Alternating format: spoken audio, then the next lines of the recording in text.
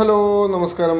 നമുക്കിതുപോലൊരു weighing machine നമ്മുടെ സ്ഥാപനത്തിൽ എത്തിക്കഴിഞ്ഞാൽ നമുക്ക് ഈ വെയിങ് മെഷീൻ്റെ ബാക്ക് സൈഡിലായിട്ട് രണ്ട് കേബിളുണ്ട്. ഒന്ന് പവർ സപ്ലൈ കേബിൾ, ഞാനിവിടെ പവർ സപ്ലൈയിൽ കണക്ട് ചെയ്തു. മറ്റൊരു കേബിൾ എന്ന് പറയുന്നത് ഇതുപോലെ ഒരു അഡാപ്റ്ററായിട്ട് വരും. ഇത് നമുക്ക് ഡയറക്റ്റായിട്ട് നമുക്ക് കമ്പ്യൂട്ടറിൽ കണക്ട് ചെയ്യാം. അതല്ല എന്നുണ്ടെങ്കിൽ നമുക്ക് ഇതിന് സെപ്പറേറ്റ് ഒരു അഡാപ്റ്ററും വരുന്നുണ്ട്. ഞാൻ അഡാപ്റ്റർ ജസ്റ്റ് ഒന്ന് കാണിച്ചു തരാം. അഡാപ്റ്റർ കേബിൾ വന്നിട്ട് ഇതേപോലെ ഇരിക്കും ഇതിൻ്റെ ഈ അഡാപ്റ്റർ കേബിൾ. ഇത് നമുക്ക് വൺ സൈഡ് USB-യും വൺ സൈഡ് ഇതുപോലെയുള്ള ഒരു അഡാപ്റ്റർ ഉണ്ടാകും. അപ്പോൾ നമുക്ക് കേബിൾ വെയിങ് മെഷീൻ്റെ കൂട്ടത്തിൽ വന്ന ഈ അഡാപ്റ്റർ കേബിളുമായിട്ട് ഇത് ജസ്റ്റ് ഇങ്ങോട്ട് കണക്ട് ചെയ്ത് വെക്കാം. അപ്പോൾ ഇതിന് രണ്ട് സൈഡുണ്ട്. ഒരു സൈഡിൽ കുത്തി കഴിയുമ്പോൾ കയറത്തില്ല. ഇങ്ങനെ കറക്കിയിട്ട് ഇതിങ്ങനെ കുത്തണം, കണ്ടോ? ഓക്കെ. അതിനുശേഷം നമുക്ക് ഈ വെയിങ് മെഷീൻ്റെ ആ ഒരു എൻഡ് കൊണ്ടുപോയി നമുക്ക് നമ്മുടെ കമ്പ്യൂട്ടറിൽ കണക്ട് ചെയ്യാം. കമ്പ്യൂട്ടറിലേക്ക് കണക്ട് ചെയ്തു, കണ്ടല്ലോ. അപ്പോൾ ഇത്രയേ ഉള്ളൂ ഇതിനകത്ത്. പിന്നെ അതിനുശേഷം നമുക്ക് ഈ വെയിങ് മെഷീനകത്ത് ഒരു ചെറിയൊരു സെറ്റിങ്സ് മാറ്റാനുണ്ട്. നിങ്ങൾക്ക് ഇതിൻ്റെ അടിയിൽ ഇതിൻ്റെ ഓൺ ഓഫ് സ്വിച്ച് ഉണ്ട്. ജസ്റ്റ് ഇതിൻ്റെ അടിയിൽ പൊക്കി നോക്കി കാണാൻ സാധിക്കും. ഇതിൻ്റെ അടിയിൽ ഓൺ ഓഫ് സ്വിച്ച് ഉണ്ട്.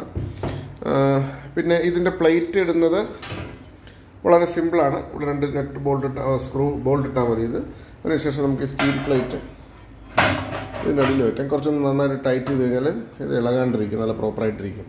അതിനുശേഷം ഇതിനകത്ത് ഒരു ചെറിയൊരു സെറ്റിങ്സ് മാറ്റാനുണ്ട്. അതിനായിട്ട് നമ്മൾ ഈ വെയിങ് മെഷീൻ ഇങ്ങനെ അടിയിലൊരു കൈയിട്ട് ഓഫ് ചെയ്യാം. ഓഫ് ചെയ്തതിന് ശേഷം ഈ ഒരു ബട്ടൺ ഉണ്ടല്ലോ, അത് ഇവിടെ ഈ മൂന്നാമത്തെ ബട്ടണിനെ പ്രസ് ചെയ്തുകൊണ്ട് ഞെക്കി പിടിച്ചുകൊണ്ട് അടിയിൽ ഓൺ ആക്കുക. അപ്പോൾ ഇങ്ങനെ പാസ് എഴുതി വരും. പാസ് എഴുതി കഴിയുമ്പോൾ ഈ ബട്ടണിൽ ഞെക്കുക. 1 2 3 4 5 6 7 8 9 10 11 12 13 14 15 16 17 18 ആണ്. 18ാമത്തെ ഐറ്റം കുത്തുമ്പോൾ നിങ്ങളുടെ നിലവിലുള്ള മെഷീനിൽ ഫുള്ള് 0 ആയിരിക്കും.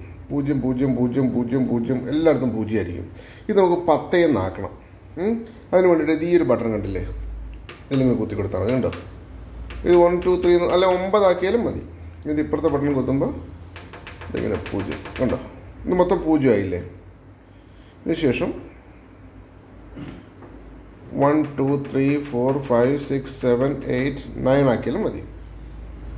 1 2 3 4 5 6 8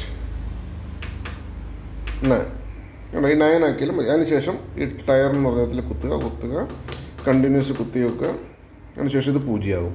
ഇതിനുശേഷം നമുക്ക് ഈ ഒരു വെയിങ് മെഷീൻ്റെ ഡയറക്റ്റ് റീഡിങ് നമുക്ക് നമ്മുടെ സോഫ്റ്റ്വെയർ കിട്ടുന്നതായിരിക്കും.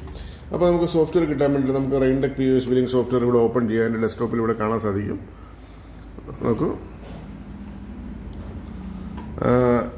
ADMIN 1 2 3 4 5.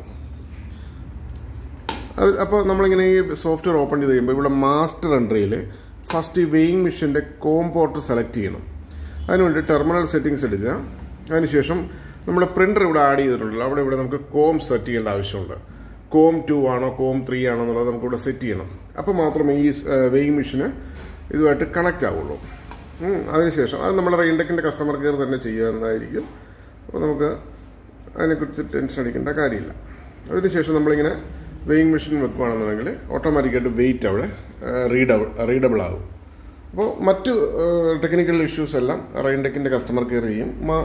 നമ്മൾക്ക് കസ്റ്റമേഴ്സ് റിസീവ് ചെയ്യുന്ന വെയിങ് മെഷീൻ്റെ ഈ ഒരു സെറ്റിങ്സ് മാത്രം കസ്റ്റമേഴ്സ് അറ്റ് സൈറ്റിൽ ചെയ്താൽ മതി. ബാക്കിയുള്ളതൊക്കെ നമുക്കിവിടുന്ന് എനി ഡെസ്ക് അല്ലെങ്കിൽ ടീം വ്യൂവറിൽ കൂടി കണക്ട് ചെയ്തിട്ട് ചെയ്യാൻ സാധിക്കും. Thank you, by.